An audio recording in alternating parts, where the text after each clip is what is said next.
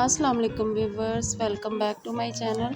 मैं आपके साथ शेयर कर रही हूँ रिबन के साथ एम्ब्रॉयडरी ड्रेस डिज़ाइंस आप बना सकते हैं अपने दामन पे, स्लीव्स पे और नेक पे।